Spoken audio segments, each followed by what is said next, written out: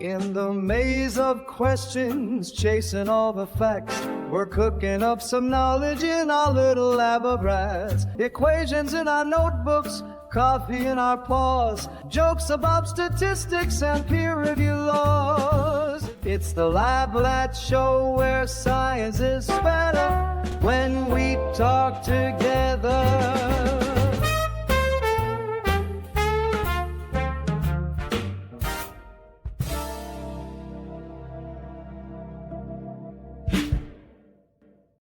Welcome to the Lab Rats Show Episode 2.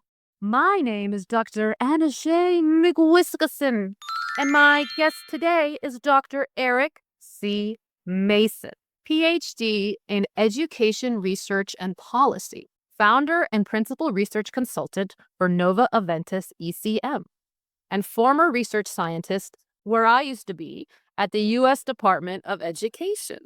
Hi, Dr. Anousheh. So nice to be here. Thank you for inviting me to this wonderful new program. I'd say you trapped me into it, but that would be a little cheesy. What is your favorite cheese? I like a lot of different kinds of cheese, a brie, a mozzarella, but my favorite will always have to be a nice, sharp cheddar. Cheddar is better. Eric's dissertation is entitled Find a Better Way, a study of parent test refusals of Colorado K-12 state assessments using a framework based on the Kano model. What an interesting dissertation. What are the research questions? Well, my first question, why did people ask the schools to opt their children out of the state tests? And the second question was, how could we make tests and testing better so that parents don't decide to opt their children out of testing? What's so good about your research? In 2015 and 2016, there was a major movement called the opt-out movement. And states like New York and Colorado had hundreds of thousands, in some cases, of parents opt their children out of testing. And if you don't test 95% of your children, well, then that means you might have invalid results. Some of this related to the Common Core. Some of it related to controversies surrounding going from paper testing to computer testing. Some of it was just frustration at how much stress and difficulty their children were having in the testing environment. The fantastic findings. So my findings weren't great. People were very dissatisfied. Tests are pretty much the same as they always have been. What the theories tell us is that over time, people's standards actually go up. They wanted answers that they could understand and reports that are better and clearer. They wanted the tests to be less stressful and shorter. And they wanted the tests to come not at the end of the year where you don't get the results until the middle of the summer. They wanted to know how their kid did immediately.